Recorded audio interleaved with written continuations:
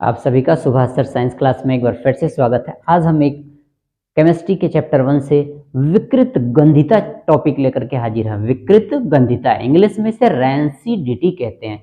विकृत गंधिता जैसा कि नाम से ही स्पष्ट है, गंधिता गंध, स्मेल, सुगंध, विकृत मतलब बिगड़ जाना।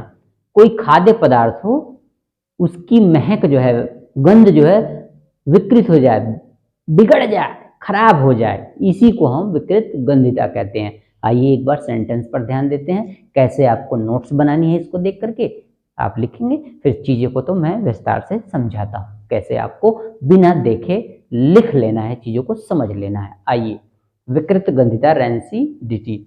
जब तेल तथा वसा जो कि प्रकृति में वाष्पशील होते हैं, मतलब तेल और वसा प्रकृति में क्या होते हैं, वाष्पशील।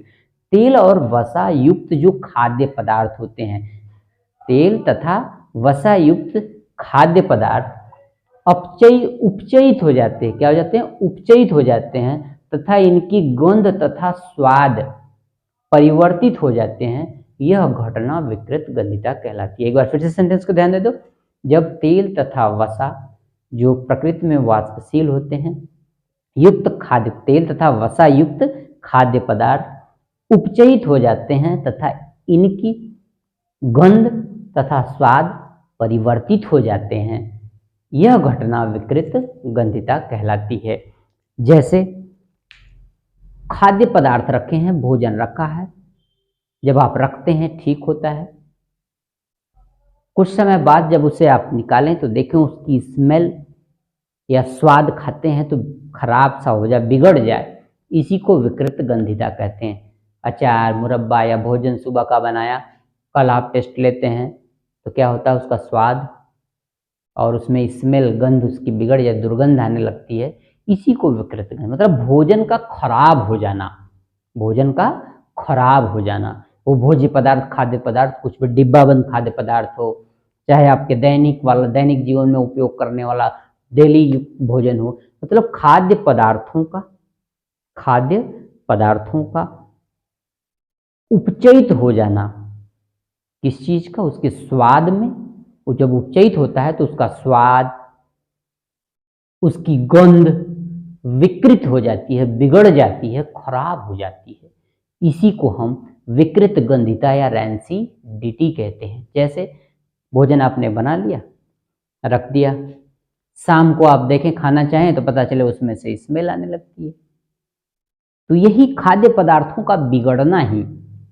कोई अचार, मुरब्बा आप बना दें, सोचे 2 दिन 4 दिन खाएंगे, एक दिन ठीक है, दूसरे दिन तीसरे दिन बाद पता चलता है वो बिगड़ जाता है। तो ये क्या है? इसमें विकृत गंधिता आ गई।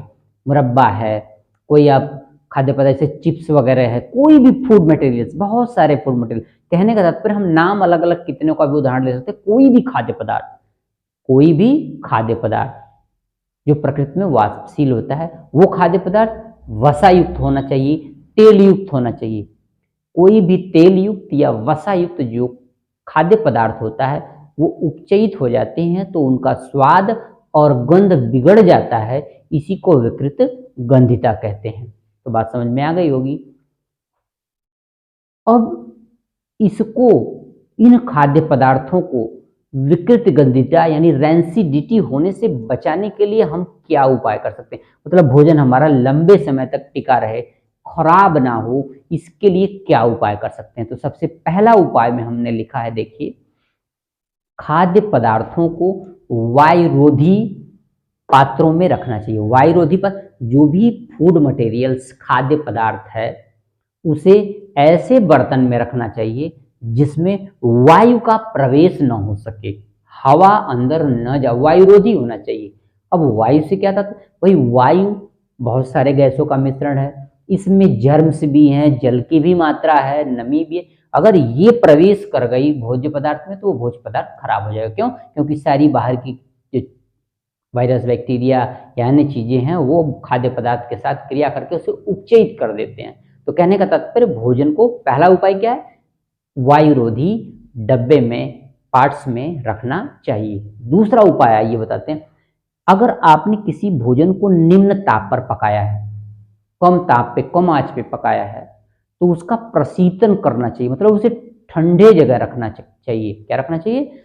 ठंडी जगह पर उसको कोल्ड स्थानों पे, ठंडे स्थानों पर रखना चाहिए ताकि वो खराब ना हो सके। तीसरा है आलू, चिप्स आदि के जो पैकिंग वाले सामान होते हैं, जो पैक करके आते हैं, देखते हैं ना दुकानों पे टंगे रहते हैं पैकिंग, उन पैकिंग वाले जब उसे आलू के चिप्स आदि सामानों को जब पैक करते हैं तो पैक करते समय जब हम बंद करें तो उसमें ऑक्सीजन के बजाय, हवा के बजाय हमें नाइट्रोजन गैस भर के पैक करना चाहिए। कौन सी गैस भर के पैक करना चाहिए? नाइट्रोजन। इसलिए आपने देखा होगा चिप्स कुरकुरे के पैक देखो ऐसे करते फूले होते हैं, फूले होते क्यों? तो उनमें गैस भरी होती। कौन सी गैस भरी होती है? नाइट्रोजन गैस भरी होती है। आज के बाद कोई पूछे और यार चिप्स कुरकुरे में तो हवा ही भरी रहती, कहते ना, इसमें नाइट्रोजन गैस भरी है ताकि इसकी विकृत गंधिता ना होने पाए, रेंसिडिटी ना होने पाए, ये चिप्स आदि का जो आइटम है ये खराब ना होने पाए। ठीक है, आइए फिर खाद्य पदार्थों पके हुए सूर्य के प्रकाश के संपर्क से जो भी आपके फूड मटेरियल्स हैं, चाहे वो डिब्बा बंद है, चाहे वैसे हैं, चाहे वो पैकिंग में है, चाहे कैसे भी हैं, आप उन्हें डायरेक्ट सनलाइट से बचा करके छाया में रखें। इसीलिए आपने देखा होगा दवा खरीदते हैं, कोई भी सामान खरीदते उस पर लिखा रहता है ना, keep in cool places, keep in cool places मतलब इन्हें ठंडे स्थानों पर रखें, कारण सनलाइट से बचा के। क्यों? क्योंकि अगर आप उसे ठंडे स्थानों पर रखेंगे तो विकृत गंधिता से, रेंसिडिटी से बचा सकते हैं, इसीलिए लिखा रहता है। तो आपने देखा रेंसिडिटी क्या है? तेल या वसायुक्त जो खाद्य पदार्थ हैं वो उपचयित हो जाते हैं, जिससे उनका स्वाद और गंध बिगड़ जाता है। इसी को हम विकृत गंधिता कहते हैं। विकृत गंधिता से बचाने के हमने आपको उपाय भी बता दिए। कौन कौन से उपाय बता दिए थे? पहला, वायुरोधी पात्र में रखें। दूसरा, शीत ठंडे स्थानों पर रखें। तीसरा, ऑक्सीजन की जगह नाइट्रोजन भर करके रखें चिप्स आदि को, और सूर्य के प्रकाश से दूर रखें। तो इस तरीके से विकृत गंधिता क्या है वो हमने बताया। इससे खाद्य पदार्थों को कैसे बचाया जा सकता है वो उपाय हमने बताई।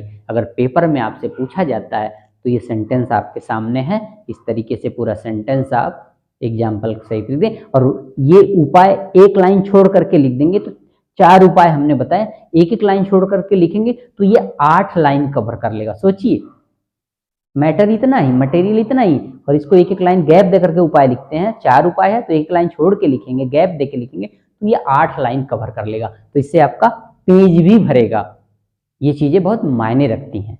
ठीक है, अगर यही आपको पूछ दे अति लघु में या लघु में तो कैसे आप करते हैं, ये सारी चीजें हैं। तो इसलिए आज के लिए